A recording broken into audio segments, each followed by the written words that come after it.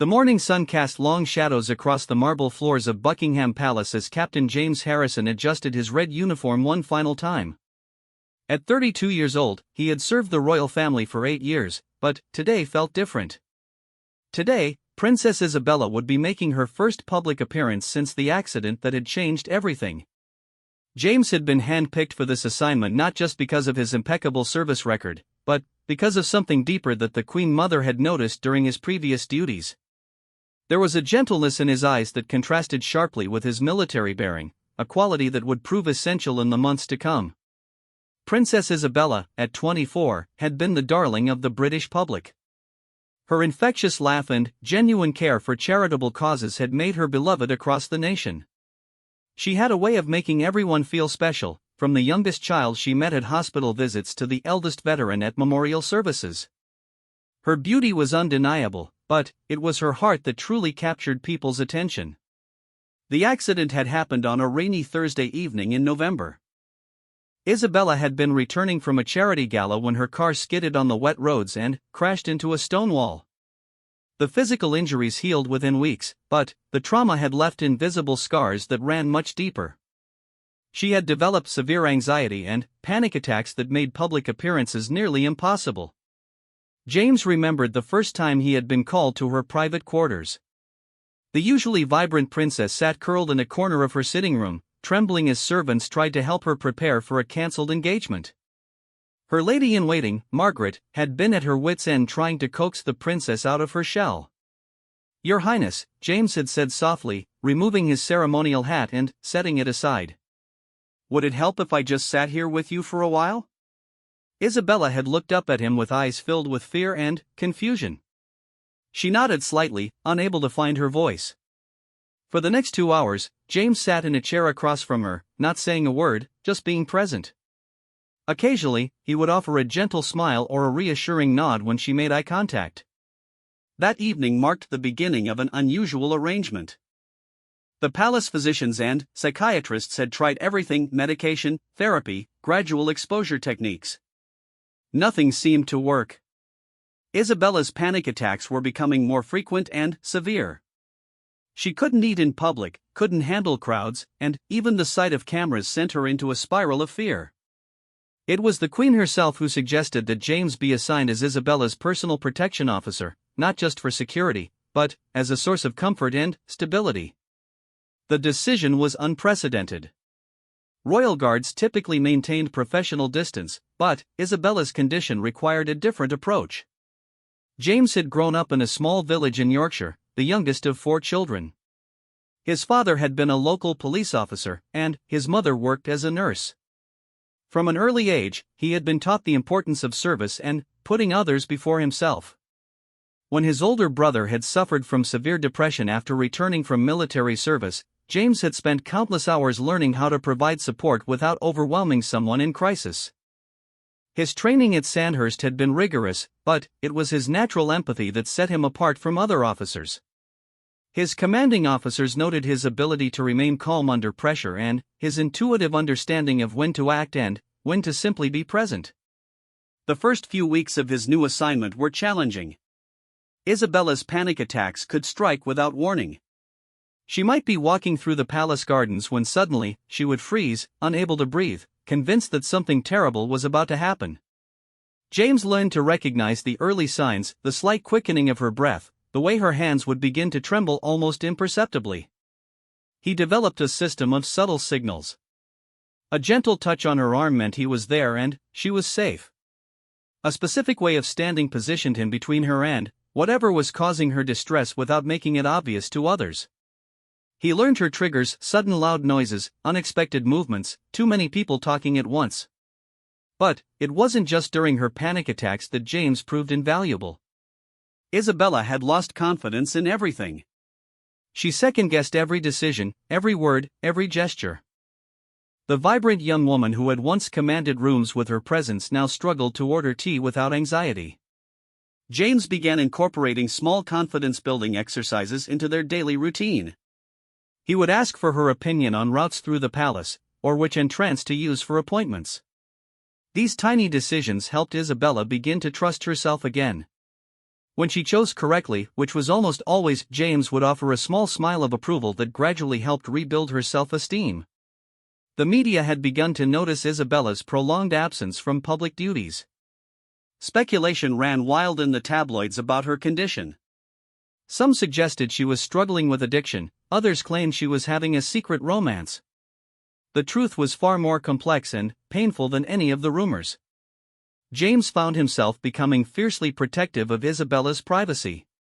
He worked with the palace security team to create additional barriers between the princess and the press. He studied the schedules of photographers and journalists, learning their patterns so he could help Isabella avoid unwanted encounters. One particularly difficult afternoon, Isabella had agreed to attend a small charity tea with elderly residents from a local nursing home. It was meant to be a gentle reintroduction to public duties, with only a handful of carefully selected guests and no press coverage. But, as Isabella entered the room, the kind but enthusiastic elderly guests all began talking to her at once, overwhelming her with questions and compliments. James watched as Isabella's breathing became shallow and her face paled. Without hesitation, he approached the group and, with his characteristic gentle authority, began redirecting the conversation. He didn't dismiss anyone or make them feel unwelcome, but he skillfully managed the interaction, ensuring that only one person spoke to Isabella at a time. "Mrs. Henderson was just telling me about her garden," he said warmly to Isabella. "She grows the most beautiful roses I've ever seen. Perhaps she could share some tips with you?" The elderly woman beamed at being singled out, and Isabella, given a single focus point, was able to engage in a meaningful conversation about gardening, something she had always loved. James facilitated several similar one-on-one conversations throughout the tea, turning what could have been an overwhelming experience into something manageable and even enjoyable. As they walked back to Isabella's quarters afterward, she spoke for the first time in weeks about her feelings. "I feel like I'm letting everyone down," she said quietly. "The Queen, the people who depend on these charity events, everyone." James stopped walking and turned to face her. "Your Highness, with respect, you're not letting anyone down. You're healing. And healing takes time. The people who truly care about you want you to get better, not to push yourself before you're ready." Isabella looked at him with surprise. Palace staff rarely contradicted her, even when she was being unreasonably hard on herself. But James's honest, caring response was exactly what she needed to hear. "Do you really think I'll get better?" she asked, vulnerability clear in her voice. "I know you will," James replied with quiet certainty. "I see your strength every day, even when you don't feel strong. Every morning you get up and try again, even when it's difficult. That's the bravest thing anyone can do." These conversations became more frequent as Isabella began to trust James not just as a protector, but as someone who truly understood her struggle. He never minimized her fears or rushed her progress, but he also never let her completely retreat from the world. Winter passed slowly, with small victories and occasional setbacks. Isabella managed to attend Christmas service with the family, though she stayed close to James throughout the entire ceremony. She began taking short walks in the palace gardens again, always with James nearby. She even managed to have lunch with her cousin Prince William and his wife, though James remained stationed just outside the dining room door. The palace staff began to notice the positive change in Isabella's demeanor. She was still fragile, still struggling, but there was a spark of life returning to her eyes. Margaret, her lady-in-waiting, confided to other staff members that she hadn't heard Isabella laugh in months until James had shared a gentle joke about the palace's temperamental heating system. James, for his part, found himself completely dedicated to Isabella's recovery. His own social life had virtually disappeared as he focused entirely on his duties. His fellow guards sometimes teased him about his devotion to the assignment, but James didn't mind. He had found purpose in helping Isabella heal, and seeing her small daily improvements was more rewarding than any recognition or promotion could be. As spring approached, the palace began discussing Isabella's return to public duties. The Queen was eager to have her granddaughter resume her royal responsibilities, but she also understood the delicate nature of Isabella's recovery. Plans were made for a very gradual reintroduction, starting with small, private events and working up to larger public appearances. James spent hours with Isabella, walking through potential scenarios and developing coping strategies. They practiced breathing techniques, established signal systems, and created backup plans for every possible situation. Isabella's confidence was growing, but she still relied heavily on James's presence for emotional security. The bond between them had evolved beyond the typical relationship between a royal and her guard. While always maintaining appropriate professional boundaries, they had developed a deep mutual respect and understanding. James had seen Isabella at her most vulnerable, and Isabella had come to trust James with her deepest fears and insecurities. Neither of them spoke about what would happen when Isabella's recovery was complete and James might be reassigned to other duties. That possibility seemed too distant and painful to consider. For now, they focused on each day as it came, celebrating small victories and weathering temporary setbacks together. The staff began to whisper about the unusual relationship. Some were supportive, recognizing that James had been instrumental in Isabella's improvement. Others worried about the implications of such a close bond between a royal and a guard. But no one could deny that Isabella was getting better, and James's presence was clearly a crucial factor in her recovery. As the cherry blossoms began to bloom in the palace gardens, Isabella asked James to walk with her among the trees. It was a beautiful spring morning, and, for the first time in months, Isabella seemed truly relaxed. She stopped beneath one of the flowering trees and turned to James. "I want to thank you," she said simply. "Not just for protecting me, but for helping me find myself again."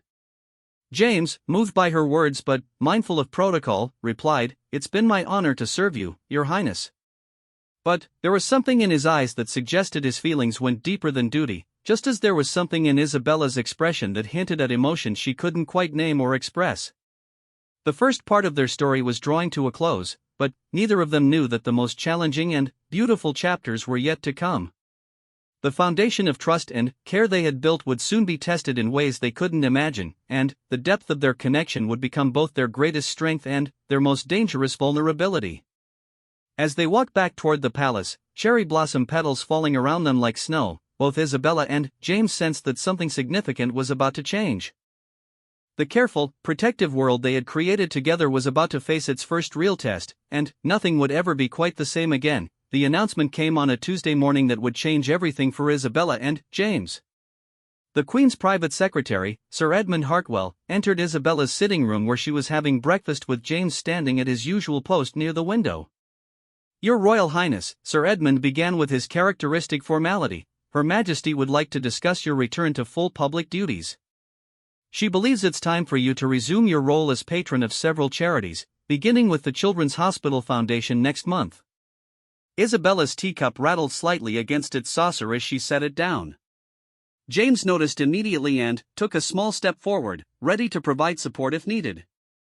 Over the past 6 months, he had become expert at reading her body language. "Next month?" Isabella repeated, her voice carefully controlled, but James could hear the underlying tension. "That's quite soon, don't you think?" Sir Edmund consulted his notes. "Her Majesty believes you've made excellent progress. The physicians have cleared you for public duties, and the press office is eager to arrange some positive coverage after your extended absence. The public has been asking about you." After Sir Edmund left, Isabella sat in silence for several minutes. James remained at his post, giving her space to process the news while staying close enough to intervene if she needed support. "I'm not ready," she finally whispered. "I know I should be, but I'm not." James approached her chair and spoke quietly. "What specifically concerns you most?" Isabella looked up at him, grateful for his direct question. Unlike others who might dismiss her fears or rush to reassure her, James always helped her identify and address the root of her anxiety. "The cameras," she said. "The questions. What if I have a panic attack in front of everyone? What if I embarrass the family?" James pulled up a chair to sit at eye level with her, something that would have been unthinkable for any other guard but had become natural in their relationship. "We've been preparing for this," he reminded her gently. "Remember the breathing techniques? The signal system we developed? And I'll be there the entire time." Over the following weeks, James intensified Isabella's preparation for her return to public life. They practiced in the palace's various rooms, simulating different scenarios she might encounter. He arranged for staff members to play the roles of journalists, charity workers, and members of the public. During one particularly challenging practice session, Isabella was doing well until someone accidentally dropped a tray in the hallway outside.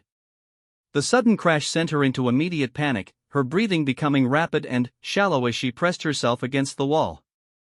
James immediately cleared the room and knelt beside her. "Look at me, Isabella," he said softly, using her first name as he only did in private moments like this. "You're safe. I'm here. Breathe with me." He took slow, deliberate breaths, and gradually Isabella matched his rhythm. After several minutes, her panic subsided, but she was exhausted and discouraged. "I can't do this, James. If a dropped tray sends me into panic, how can I handle crowds and cameras?" James helped her to a chair and sat across from her. "This is exactly why we practice. Now we know that sudden loud noises are still a trigger. So we'll work on that specifically." What Isabella didn't know was that James had been working behind the scenes with the palace security team to identify and minimize potential triggers at her upcoming events. He studied floor plans, researched acoustics, and even arranged for sound technicians to test microphone levels to ensure there would be no sudden audio feedback. But James's dedication went beyond professional duty. He found himself thinking about Isabella constantly, worrying about her well-being even during his off hours. When he tried to sleep, he would think about new ways to help her feel more secure. When he ate meals, he noticed what foods seemed to calm her anxiety and which ones made her more nervous. His fellow guards had begun to notice the change in him. Captain Michael Stevens, James's closest friend among the guards, pulled him aside one evening. "You're going to burn out if you keep this up," Michael warned. "When was the last time you had a proper day off? When did you last see your family?" James realized he couldn't remember. For months, his world had revolved entirely around Isabella's needs and recovery. "She's making such good progress," he said. "I can't step back now." Michael studied his friend's face carefully. "James, you know there are boundaries for a reason. What happens when she's fully recovered and gets reassigned? What happens when she marries some duke or prince? You're setting yourself up for heartbreak." The words hit James harder than he wanted to admit. He had been so focused on Isabella's day-to-day recovery that he hadn't allowed himself to think about the future. Royal guards were rotated regularly to prevent exactly the kind of personal attachment that had developed between him and Isabella. But, when Isabella's first public engagement arrived, all of James's doubts disappeared. His only focus was ensuring her success and comfort. The Children's Hospital Foundation event was held at a historic London hotel. Isabella would give a brief speech, present awards to outstanding healthcare workers, and visit with some of the children who had benefited from the foundation's work. James arrived early to inspect the venue personally. He walked every route Isabella would take, tested the acoustics, and coordinated with the hotel security team. He arranged for a quiet room nearby where Isabella could retreat if she became overwhelmed. When Isabella arrived, dressed in a soft blue suit that complemented her eyes, James could see she was nervous but determined. Her hands trembled slightly as she adjusted her jewelry, a tell that only he would notice.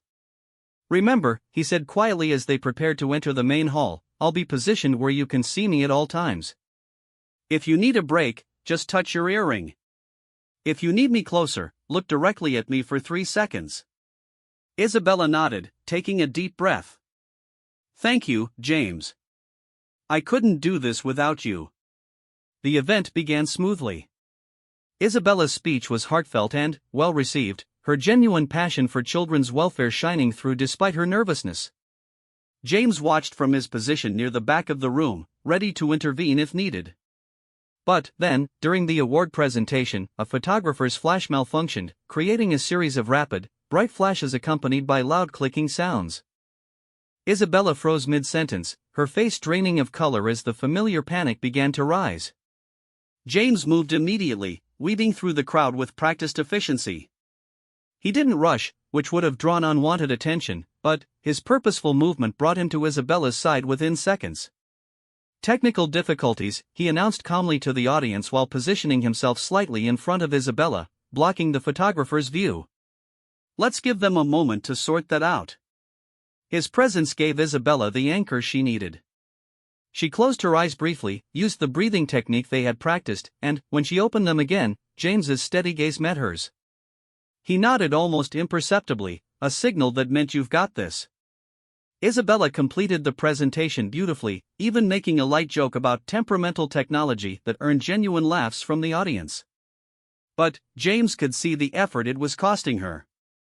During the reception that followed, Isabella moved through the crowd with growing confidence.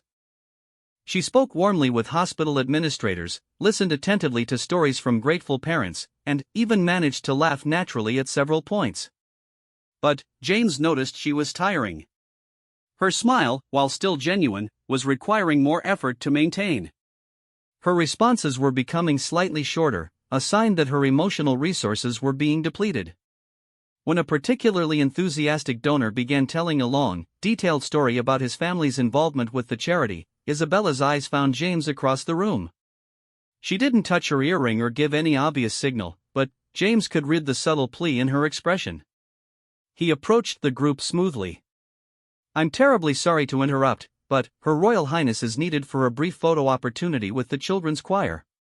It was a complete fabrication, but it provided Isabella with a graceful exit from an interaction that was becoming overwhelming. The donor was delighted to have spoken with royalty and didn't question the interruption. As they walked toward the quieter children's area, Isabella whispered, "There is no choir photo, is there?" "No," James admitted with a slight smile. "But there are some children who would love to meet you, if you're up for it." Isabella's face brightened.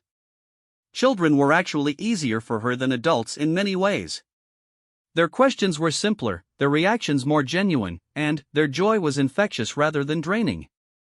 She spent 20 minutes sitting on the floor with a group of young patients, listening to their stories and sharing in their excitement about the hospital's new playground equipment that the foundation had funded.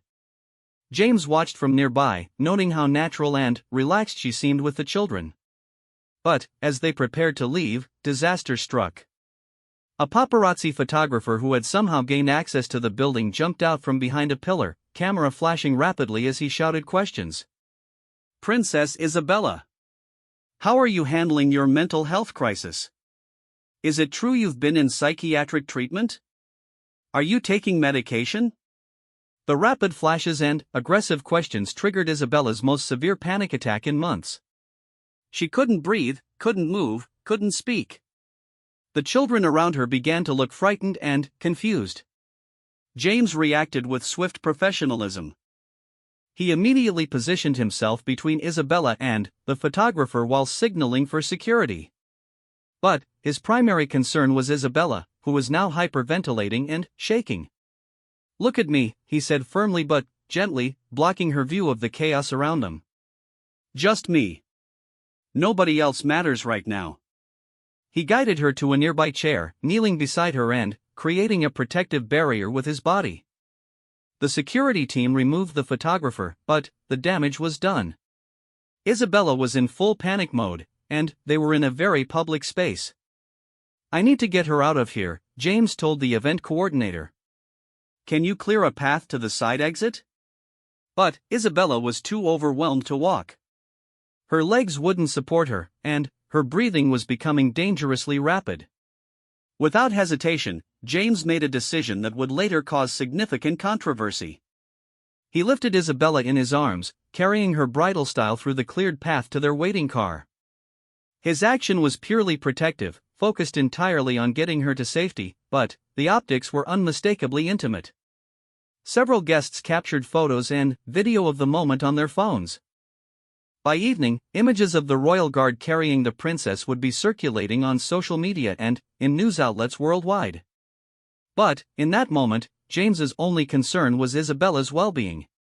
He held her securely but gently, murmuring reassurances as they made their way to the vehicle. "You're safe," he repeated. "I've got you. We're almost there." In the car, Isabella gradually calmed down, but she was exhausted and emotionally drained. She leaned against James's shoulder without thinking, and he didn't move away, understanding that physical comfort was part of what she needed to recover from the panic attack. "I'm sorry," she whispered. "I ruined everything." "You didn't ruin anything," James replied firmly. "You did beautifully today. That photographer was completely out of line, and what happened wasn't your fault." Back at the palace, the fallout began almost immediately. The Queen's private secretary was waiting for them with a grave expression. "Your Royal Highness, we need to discuss what happened today," Sir Edmund said. "The images of Captain Harrison carrying you are already appearing online, and the palace press office is receiving numerous inquiries." Isabella looked confused. "James was helping me. I was having a panic attack." "Yes, well, that's the issue," Sir Edmund replied uncomfortably. "The optics are concerning. It appears quite intimate, and people are beginning to speculate about the nature of your relationship." James felt a chill run through him. He had acted instinctively to protect Isabella, but he suddenly realized how his actions might be interpreted by others. "Sir Edmund," Isabella said with more strength than she had shown all day, "Captain Harrison prevented a much worse situation. If he hadn't acted quickly and decisively, my panic attack could have caused a scene that would have been far more damaging to the Crown's reputation." But Sir Edmund's expression remained grave. "Nevertheless, questions are being raised about the appropriateness of Captain Harrison's attachment to you, Your Royal Highness. Some are suggesting that the relationship has become too personal." Isabella's face flushed with anger. "Captain Harrison has been nothing but professional. He has helped me recover from a serious trauma, and today he protected me from an aggressive photographer. I won't have his reputation questioned because he did his job excellently." After Sir Edmund left, Isabella and James sat in uncomfortable silence. The elephant in the room had finally been acknowledged, even if not directly discussed between them. "I should request a transfer," James said quietly. "No," Isabella replied immediately. "I need you, James. I'm not ready to do this without your support." James looked at her with conflict clear in his eyes. "Isabella, people are starting to talk. If my presence here causes problems for you or the family, let them talk," Isabella said fiercely. "You've given me my life back. I won't let palace gossip undo that." But both of them knew that the scrutiny would only intensify from this point forward. Their carefully maintained professional relationship was now under a microscope, and every interaction would be analyzed and questioned. That night, James lay awake thinking about Michael's earlier warning. His friend had been right about the dangers of becoming too attached, but it was too late for regrets now. Isabella needed his support, and he couldn't abandon her, regardless of the personal cost. Meanwhile, in her private quarters, Isabella was having similar thoughts. She realized that her dependence on James had grown beyond what was appropriate for a royal and her guard, but she also knew she wasn't strong enough yet to face public duties without him. The second chapter of their story was ending with new complications and challenges. Their bond had been tested and proven strong, but it had also been exposed to public scrutiny in ways that would make everything more difficult going forward. Neither of them knew that the real trials were just beginning, and that their feelings for each other would soon become impossible to deny or ignore, even as the weight of duty and protocol pressed down upon them with increasing force. The scandal erupted faster than anyone at the palace had anticipated. Within 48 hours of the hospital charity event, tabloid newspapers across Britain were running sensational headlines about Princess Isabella and her mysterious bodyguard. "Princess in love with her guard," screamed the front page of the Daily Mirror, featuring the photo of James carrying Isabella to safety, cropped and enhanced to emphasize the tender way he held her. James stood in the Queen's private study, his military bearing perfect despite the turmoil he felt inside. Beside him, Isabella sat rigidly in an antique chair, her face pale but determined. The Queen, now 78 and showing her age, looked at them both with a mixture of concern and disappointment. "This situation has become untenable," Her Majesty said, her voice carrying the weight of decades of royal protocol. "Captain Harrison, your service to this family has been exemplary, but the current speculation is damaging to the Crown's reputation." Isabella spoke before James could respond. Grandmother, Captain Harrison has done nothing inappropriate. Every action he has taken has been in service of his duty to protect me. The media is creating a story where none exists." The Queen's sharp blue eyes moved between her granddaughter and the guard. "Isabella, dear, the truth of the matter is less important than public perception. The monarchy depends upon maintaining certain standards and appearances." James finally found his voice. "Your Majesty, if my presence is causing problems for Princess Isabella or the family, I respectfully request reassignment to other duties." "No." Isabella's response was immediate and passionate, causing both her grandmother and James to look at her in surprise. She quickly composed herself, but her voice remained firm. "I mean, Your Majesty, I still require Captain Harrison's specific expertise. My recovery is ongoing, and changing guards now could set back months of progress." The Queen studied her granddaughter carefully. In Isabella's fierce defense of James, she saw something that concerned her deeply. The young princess was displaying the kind of protective instinct typically reserved for someone far more important to her than a bodyguard should be. "Very well," the Queen said finally. "Captain Harrison will remain assigned to you for now. However, there will be conditions. No more private meetings. Another guard must be present during all interactions. And, Isabella, you will begin accepting social invitations again. It's time you started meeting appropriate young men." After they left the Queen's study, Isabella and James walked in tense silence toward her quarters. The hallways of the palace, once a sanctuary, now felt oppressive under the weight of scrutiny and new restrictions. "I'm sorry," James said quietly as they reached Isabella's sitting room door. "I never intended for my actions to cause problems for you." Isabella turned to face him, her eyes blazing with emotion. "Stop apologizing for protecting me. You did exactly what you should have done, and I won't let them make you feel guilty for it." But the new restrictions immediately changed the dynamic between them. Guard Captain Michael Stevens was assigned to accompany James during all of his duties with Isabella, creating an awkward triangle that made natural conversation nearly impossible. During Isabella's next public engagement, a museum opening, the tension was palpable. Isabella performed her duties adequately but without her growing confidence of recent weeks. She was acutely aware of Michael's presence and the way other staff members watched her interactions with James. The press coverage was relentless. Photographers used telephoto lenses to capture even the smallest interactions between Isabella and James.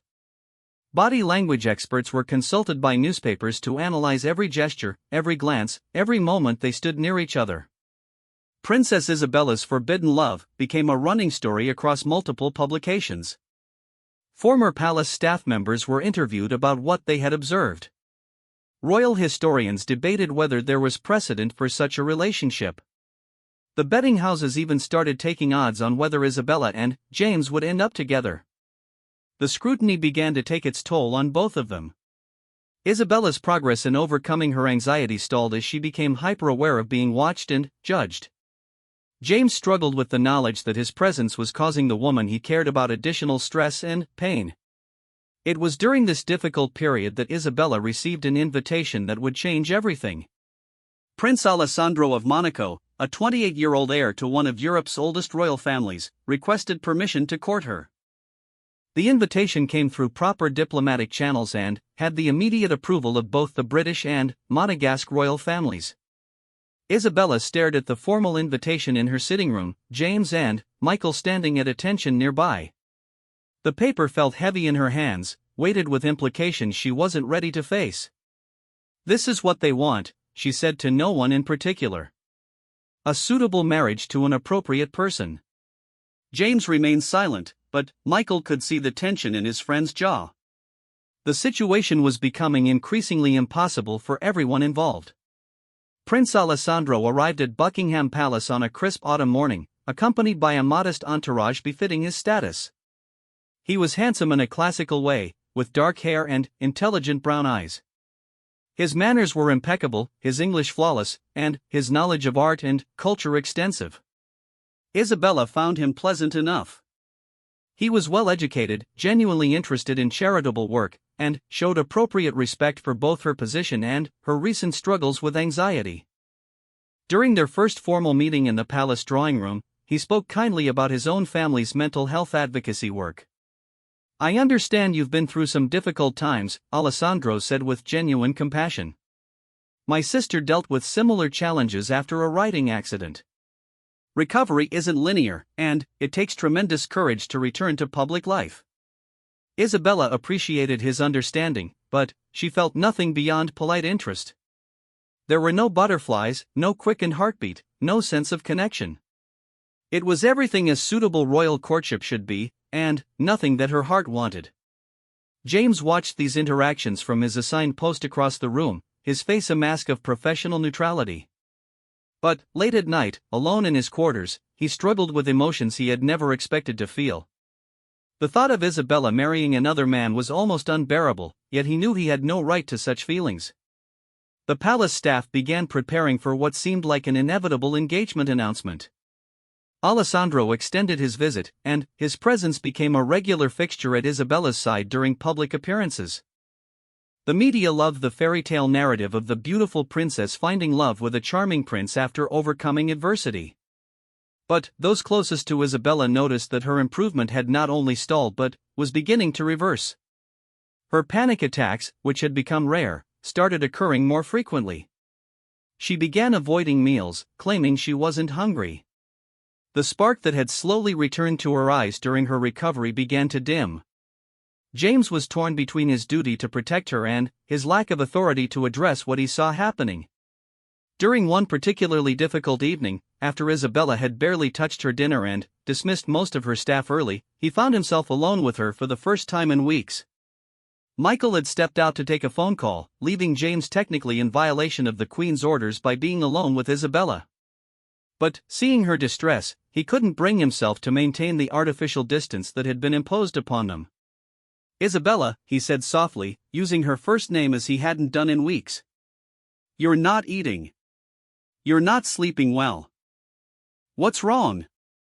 Isabella looked up at him with eyes that held a depth of sadness he hadn't seen since her darkest days after the accident. "I feel like I'm disappearing again," she whispered. "Everyone is so pleased with how well things are going with Alessandro, but I feel like I'm losing myself." James took a step closer, his professional training warring with his personal concern. "Tell me what you need." Isabella was quiet for a long moment, and, when she spoke, her words were barely audible. "I need to feel like myself again. I need to remember who I am when I'm not being the perfect princess with the perfect suitor." It was then that James made a decision that would have far-reaching consequences.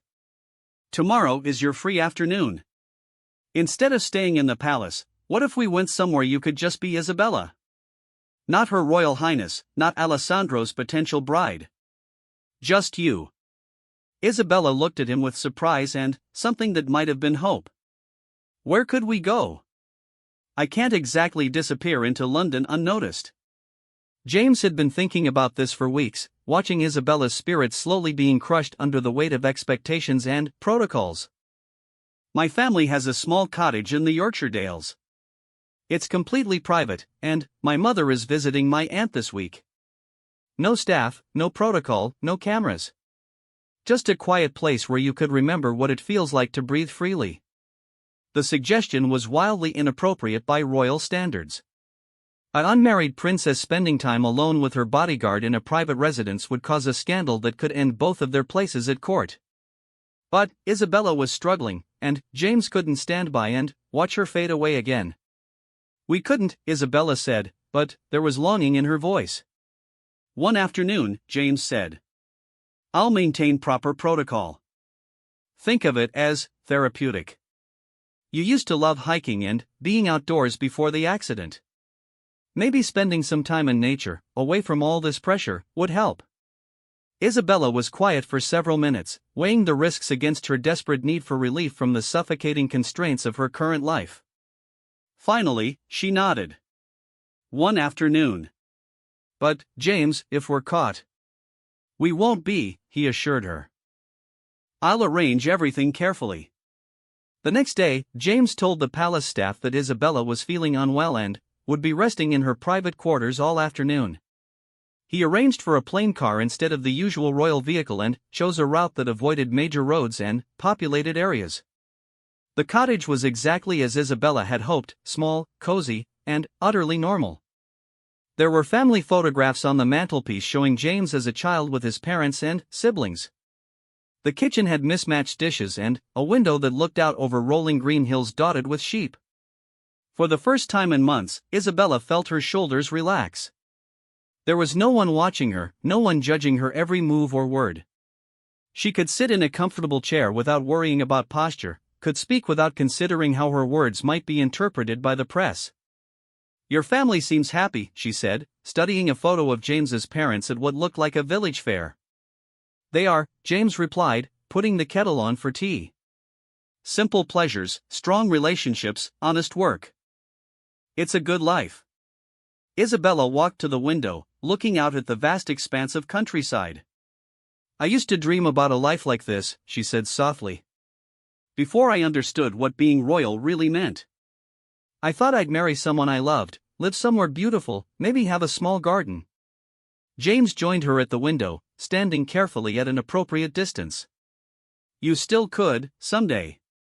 Not exactly like this, perhaps, but happiness takes many forms." "Could I?" Isabella turned to look at him. "Could I really be happy with Alessandro?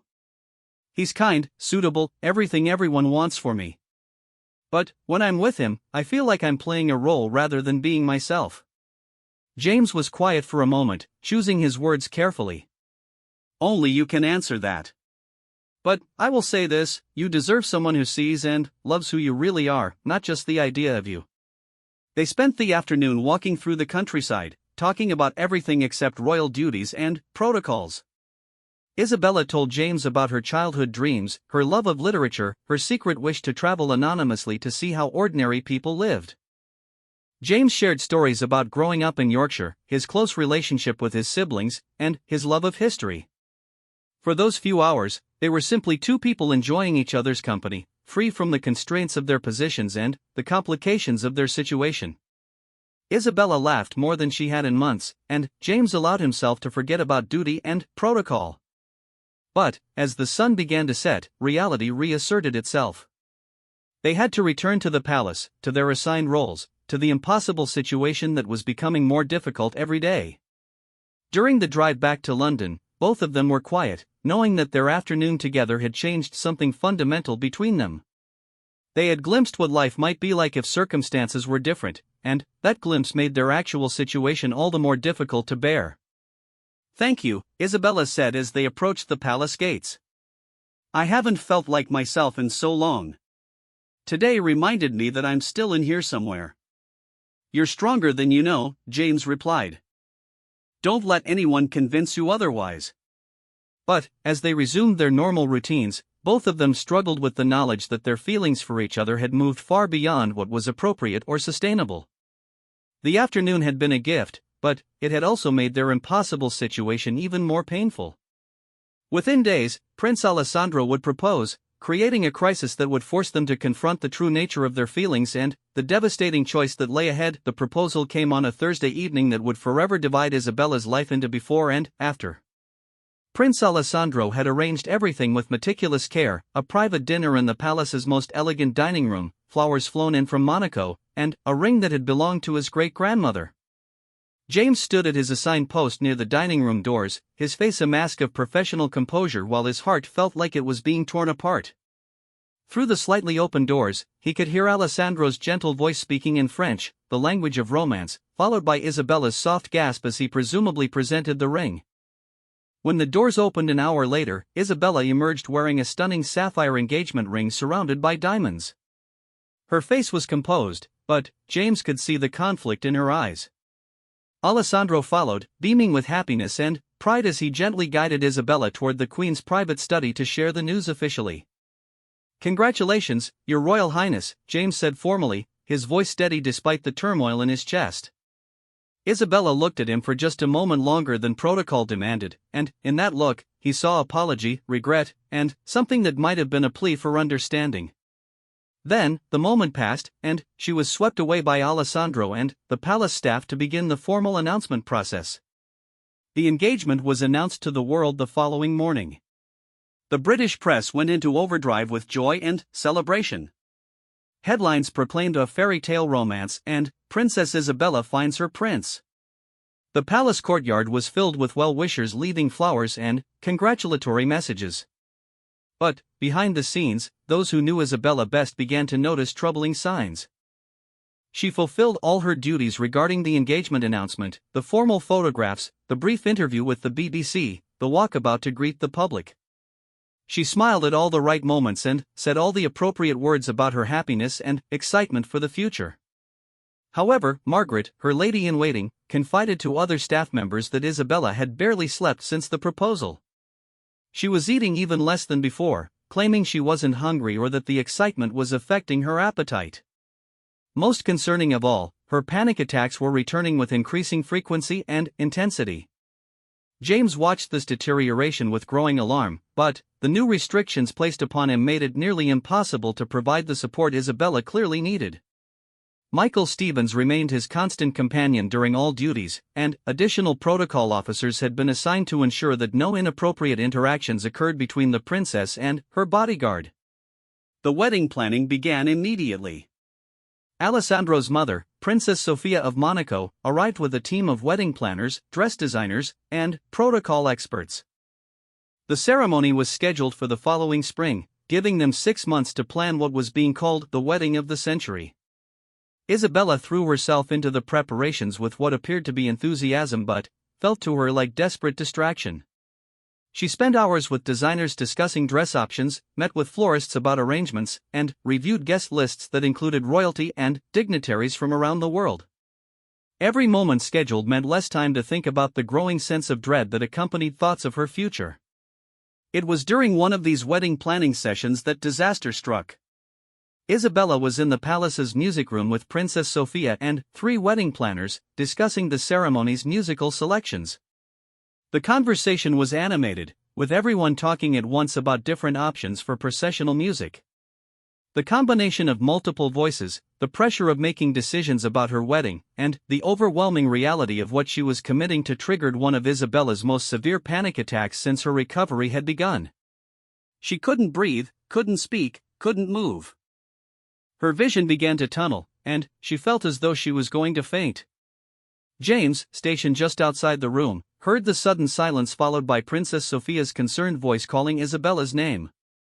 He entered immediately, taking in the situation at a glance. Isabella was hunched over in her chair, hyperventilating and trembling violently. "Please give Her Royal Highness some space," James said firmly to the group while moving toward Isabella. His tone brooked no argument, and the wedding planners quickly retreated to the far side of the room. "Isabella," he said quietly, kneeling beside her chair. "Look at me. You're safe. Breathe with me." Princess Sofia watched in amazement as James guided Isabella through the breathing exercises that had become second nature to both of them. His voice was gentle but authoritative, his presence immediately calming. Within minutes, Isabella's breathing began to normalize, though she remained shaken. "I'm sorry," Isabella whispered, embarrassed by her breakdown in front of Alessandro's mother. "There's nothing to apologize for," James said firmly. "You're overwhelmed, which is completely understandable given everything that's happening." Princess Sofia approached cautiously. "Should we call for a physician?" "That won't be necessary," James replied. "Her Royal Highness experiences anxiety occasionally. She just needs some quiet time to recover." After the others had left, James remained with Isabella in the music room, carefully maintaining appropriate distance but providing the reassuring presence she clearly needed. "I can't do this," Isabella said suddenly, her voice barely above a whisper. "I can't marry Alessandro. He's wonderful, and he deserves someone who loves him the way he deserves to be loved. But I don't love him, James. I don't think I ever will." James felt his heart stop. Isabella was finally admitting what he had suspected for weeks, but hearing it spoken aloud made everything infinitely more complicated. "Isabella," he said carefully, "you're under tremendous stress right now. Wedding planning is overwhelming for anyone, especially given your recent struggles with anxiety. Don't make any major decisions while you're feeling this way. But Isabella shook her head. It's not the stress, James. It's the truth. I've been trying to convince myself that love will grow, that compatibility and respect are enough.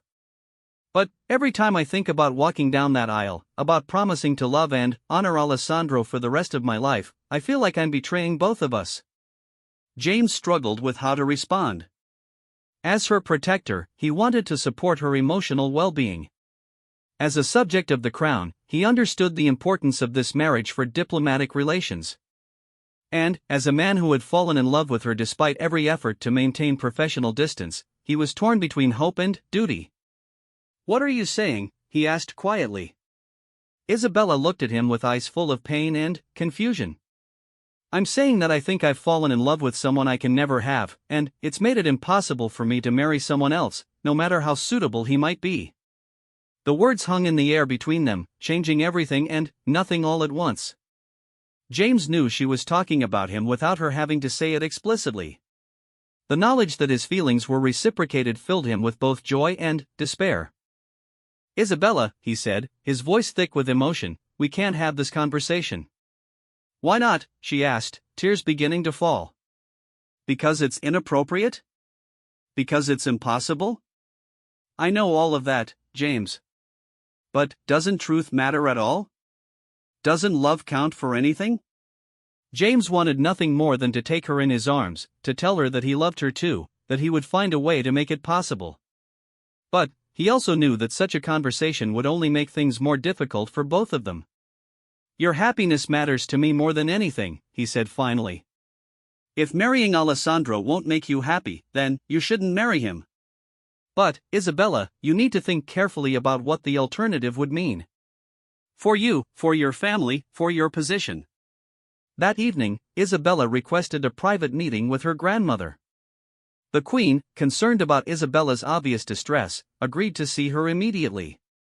"Grandmother," Isabella began, her voice steady despite her inner turmoil, "I need to discuss my engagement to Prince Alessandro." The Queen's expression immediately became guarded. "What about it, dear?" "I don't think I can marry him," Isabella said simply.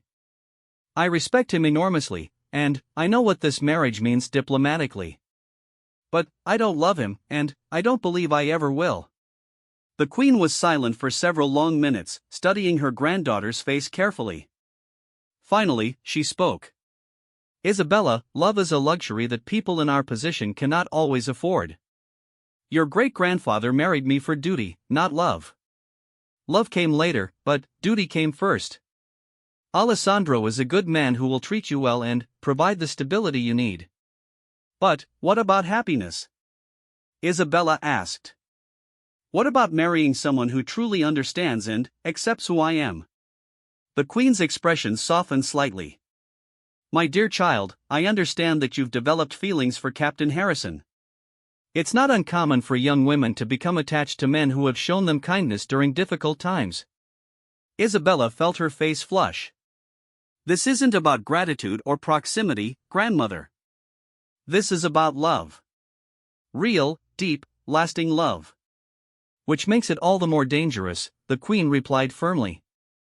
"Isabella, I will not allow you to throw away your birthright, your duty, and your future for an infatuation that cannot possibly lead to happiness. Captain Harrison is a commoner. A marriage between you would never be accepted by Parliament, by the public, or by the Church.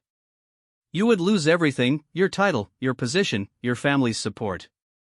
"And if I stay and marry Alessandro, I lose myself," Isabella replied quietly. The conversation continued for over an hour, with neither woman able to convince the other. The Queen was adamant that Isabella's duty to the crown superseded personal happiness. Isabella was equally certain that a loveless marriage would destroy her spirit completely. Finally, the Queen made a decision that surprised them both. "Very well," she said. "I will give you 1 month to resolve your feelings. During that time, you will continue with the wedding preparations and maintain your engagement to Alessandro.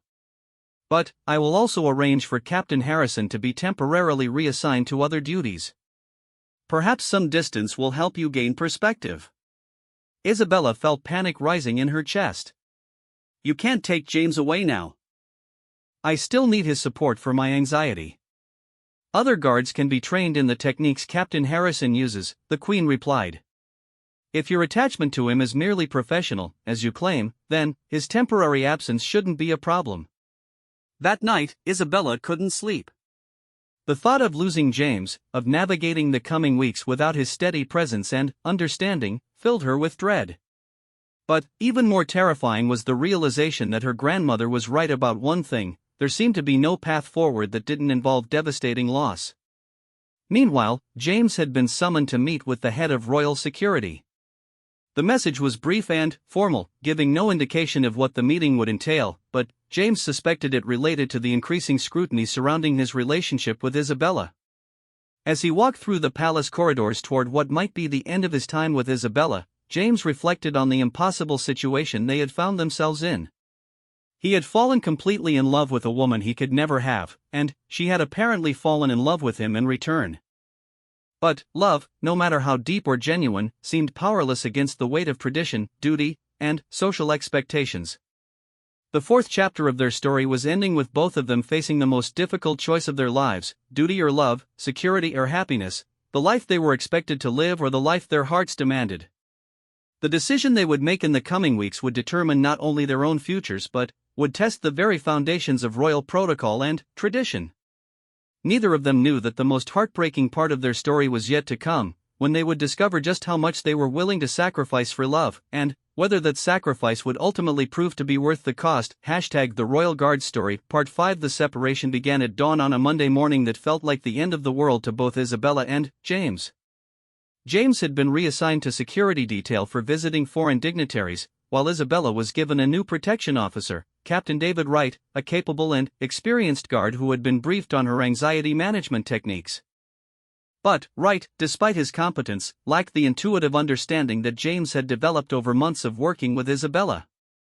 He could follow the technical protocols for managing her panic attacks, but he couldn't read the subtle signs that preceded them or provide the specific type of reassurance that had become essential to Isabella's stability. Within 3 days of James's reassignment, Isabella's condition had deteriorated dramatically. She suffered panic attacks during 2 separate public engagements, requiring her to leave events early. Her sleep was interrupted by nightmares, and she was losing weight at an alarming rate. Prince Alessandro, genuinely concerned about his fiancée's well-being, consulted with the palace physicians about Isabella's declining health. The doctors recommended reducing her public duties and possibly postponing some of the more stressful wedding preparations, but Isabella insisted on maintaining her full schedule.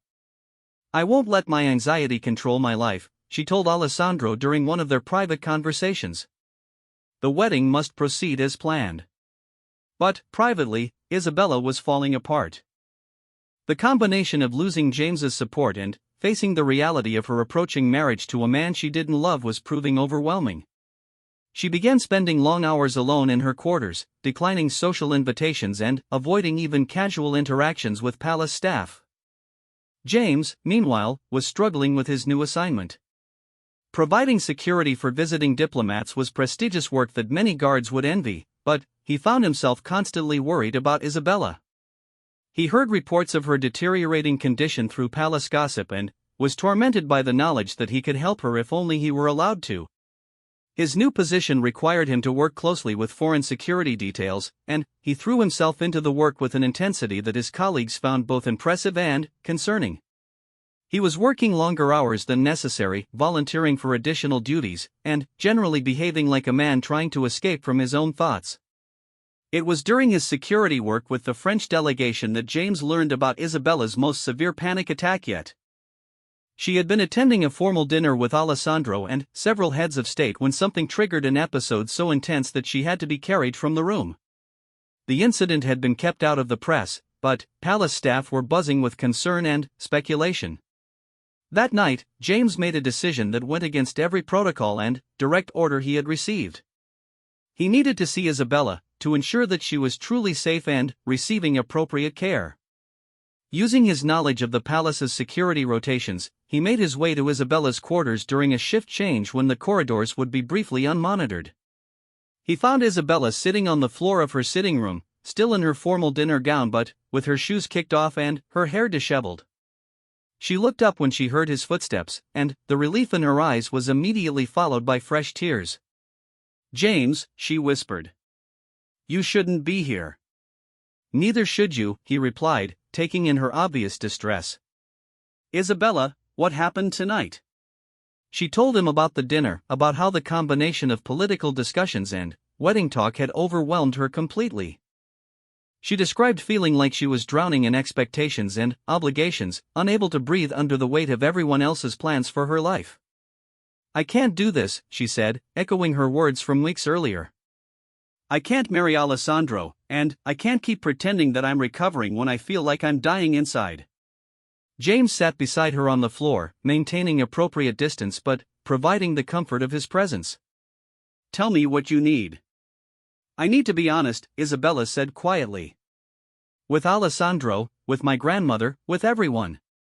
But, mostly, I need to be honest with you." She turned to face him directly, her eyes full of determination despite her tears. "I love you, James. I know it's impossible, I know it goes against everything I was raised to believe about duty and protocol. But I love you, and I can't marry another man while feeling this way." James felt his carefully maintained composure finally cracking. Hearing Isabella speak those words filled him with a mixture of joy and despair that was almost physically painful. "Isabella," he said, his voice rough with emotion, "I love you too. I've tried to fight it, to maintain professional distance, but I fell in love with your strength, your kindness, your courage in facing your fears. You're the most remarkable woman I've ever known." For a moment, they simply looked at each other, acknowledging the truth they had both been carrying for months. Then, reality reasserted itself. "But loving each other doesn't change anything," James continued painfully. "You're still a princess, I'm still a commoner. Your grandmother was right about what a relationship between us would cost you." "What if I'm willing to pay that cost?" Isabella asked. "What if I'd rather give up my title and live honestly than keep my position and live a lie?" James was quiet for several minutes, considering the full implications of what she was suggesting. Finally, he spoke. "If you truly believe that's what would make you happy, then I'll support whatever decision you make. But, Isabella, you need to be completely certain. Once you break your engagement and give up your royal status, there's no going back. Are you prepared for that?" Isabella looked around her elegant sitting room, with its priceless antiques and royal portraits, thinking about everything she would be giving up. Then, she thought about the life she would be gaining, a life with the man she loved, free from the constraints of protocol and expectation. "I've been thinking about it constantly since our afternoon at your family's cottage," she admitted.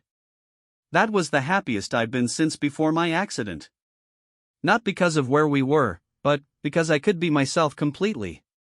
I could say what I truly thought, laugh without worrying about propriety, exist without feeling like I was performing a role." "And you think you could be happy living that way permanently?" James asked. "No palace, no staff, no royal privileges?" "It would mean living like ordinary people, budgeting for groceries, dealing with traffic, having neighbors who might not always be respectful of privacy." Isabella smiled for the first time in weeks. "James, ordinary people fall in love and build lives together based on that love. They make decisions about their own futures instead of having those decisions made for them." "Right now, that sounds like the most extraordinary life I could imagine." Their conversation was interrupted by the sound of footsteps in the corridor outside. James immediately stood and moved toward the window, ready to explain his presence if discovered, but the steps passed by without stopping. "I should go," he said reluctantly. "But, Isabella, before you make any final decisions, you need to have honest conversations with Alessandro and your grandmother. They deserve to know the truth about your feelings." "I know," Isabella replied. "I've been a coward about it, hoping that somehow the situation would resolve itself. But, you're right. They deserve honesty, even if it causes pain." James moved toward the door, then stopped and looked back at her. "Whatever you decide, I want you to know that knowing you, loving you, has been the greatest honor of my life. You've made me a better man, and I'll never regret that, regardless of what happens next." After James left, Isabella spent the rest of the night thinking about their conversation and preparing for what she knew would be the most difficult conversations of her life. The next morning, she requested a private meeting with Prince Alessandro.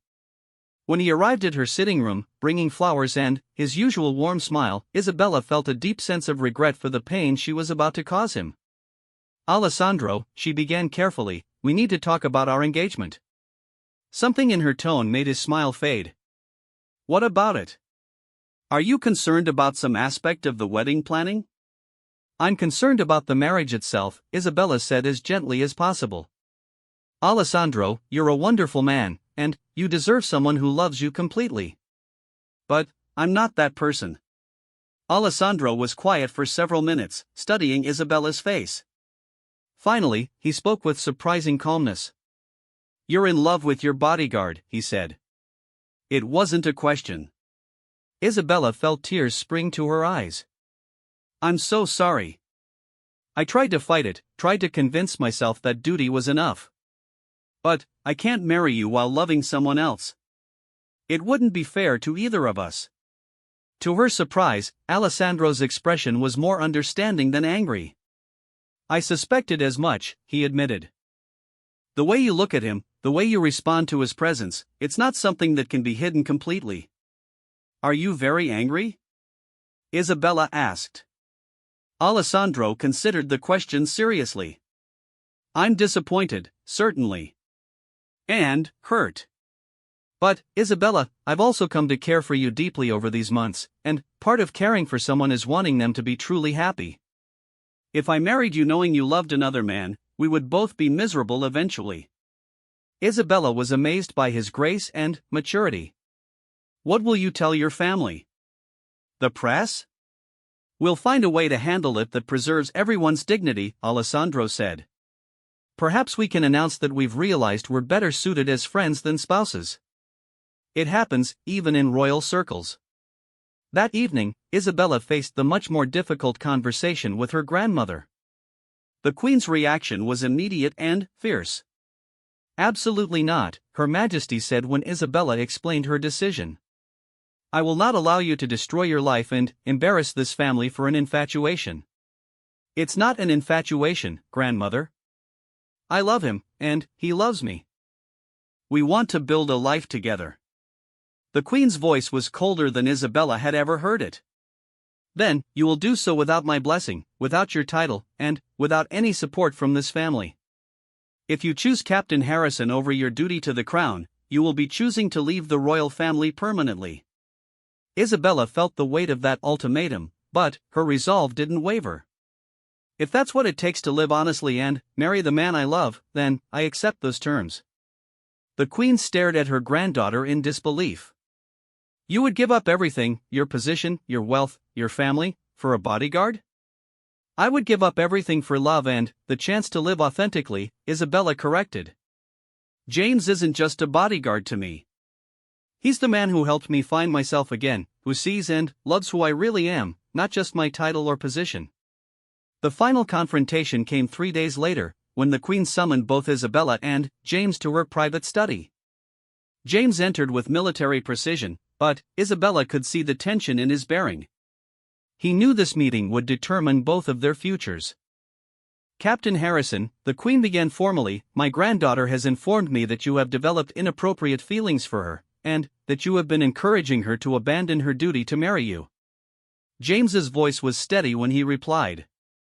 "Your Majesty, I have never encouraged Princess Isabella to abandon her duties. I have, however, fallen in love with her, and I believe that love is returned." "And what exactly do you propose to do about this situation?" the Queen asked sharply. James straightened his shoulders. "With your Majesty's permission, I would like to resign from the Royal Guard and ask Princess Isabella to marry me." The Queen's expression was icy. "You understand that such a marriage would cost Isabella her title, her position, and her place in this family?" "I do understand that, Your Majesty. And I've made it clear to Princess Isabella that she needs to be certain she's willing to accept those consequences." Isabella stepped forward. "Grandmother, I am certain. I've thought about this carefully, and I've made my choice. I love James, and I want to marry him. I'm prepared to give up my title and royal privileges." The Queen looked between them for several long minutes. Finally, she spoke. "Very well. If this is truly your final decision, then arrangements will be made for your abdication from the line of succession and your departure from the royal family. Captain Harrison will be dismissed from service immediately. You will both leave the palace within the week."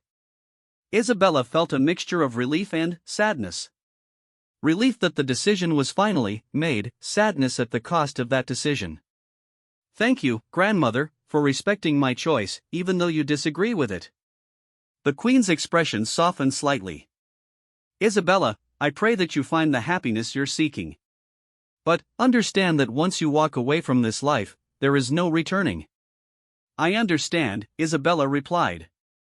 "And I'm at peace with that."